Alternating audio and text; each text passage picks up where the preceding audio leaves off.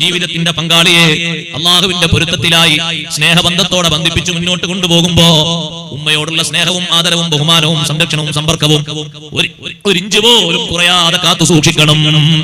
അഷ്റഫുൽ ഖൽഖ് സല്ലല്ലാഹു അലൈഹി വസല്ലം തങ്ങൾ എപ്പോഴും സ്വഹാബത്തിനെ പറഞ്ഞു ഉപദേശിക്കുന്ന ഒരു ഉപദേശമാണ്, സ്വഹാബ, നിങ്ങളെ കൂടെ ഒരു ജീവിത പങ്കാളി അള്ളാഹു നൽകി എന്ന് കരുതിയിട്ട് ഉമ്മ കണ്ണീരൊഴിക്കേണ്ട, ഉപ്പ വിഷമത്തോടെ ഒരുപാട് സമയം പലയിടത്തും സമയം തള്ളി നീക്കേണ്ട ഒരു ഗതികേട് വരരുത്.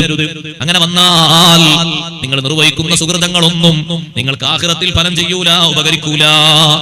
ബാപ്പാന അന്യനായി കാണരുത്. സ്വന്തം ഒരാളെ കിട്ടിയാൽ ജീവിതത്തിൽ എനിക്കെല്ലാം തികഞ്ഞു എന്ന് തോന്നരുത്. അപ്പോഴും എനിക്ക് എന്റെ ഉപ്പയും എന്റെ ഉമ്മയും വലിയവരാണ്. അവര് നേതൃസ്ഥാനത്ത് നിർത്തിക്കൊണ്ട് തന്നെ കുടുംബജീവിതം നല്ല രൂപത്തിൽ മുന്നോട്ട് കൊണ്ടുപോകണം.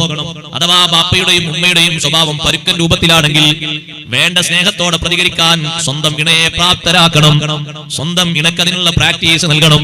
നമ്മുടെ ബാപ്പയും നമ്മുടെ ഉമ്മയും നമുക്കെന്നും വേണ്ടപ്പെട്ടവരാണ്. നല്ല രൂപത്തിൽ മാത്രം നീ പ്രതികരിച്ചുകൊണ്ട് സ്നേഹവും ബഹുമാനവും നിലനിർത്തി മുന്നോട്ട് കൊണ്ടുപോകണം. എന്തിനാണെന്നറിയോ പെങ്ങളെ, കുറച്ചു കഴിഞ്ഞാൽ ഞാനും നീയും ബാപ്പയും ഉമ്മയുമാകും. നമ്മുടെ മക്കളിലേക്കും ജീവിത പങ്കാളികൾ വരും. നമ്മൾ ഈ ബാപ്പാനെയും ഉമ്മാനെയും വേണ്ടതുപോലെ സ്നേഹിച്ച് ബഹുമാനിച്ചില്ലെങ്കിൽ ദുനിയാവിൽ അതിന്റെ ഒരു ചിത്രം അല്ലാഹു നമുക്കും തരാറുണ്ട്.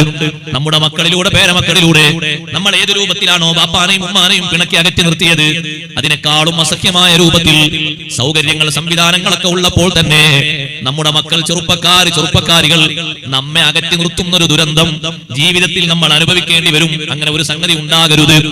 അങ്ങനെ ഒരു വിഷമം നമ്മുടെ ജീവിതത്തിൽ വന്നു പോകരുത്. നമ്മൾ അവരെ സംരക്ഷിച്ചതിന്റെ പേരിൽ അള്ളാഹുവിന്റെ പൊരുത്തം ലഭിക്കണം.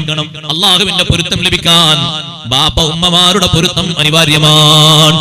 റിളല്ലാഹി ഫീ റിളൽ വാലിദൈൻ വസുഖ്തുല്ലാഹി ഫീ സുഖ്തിൽ വാലിദൈൻ. അല്ലാഹുവിന്റെ പൊരുത്തം മാതാപിതാക്കളുടെ പൊരുത്തത്തിലാണ്. അല്ലാഹുവിന്റെ കോപം മാതാപിതാക്കളുടെ കോപത്തിലാണ്.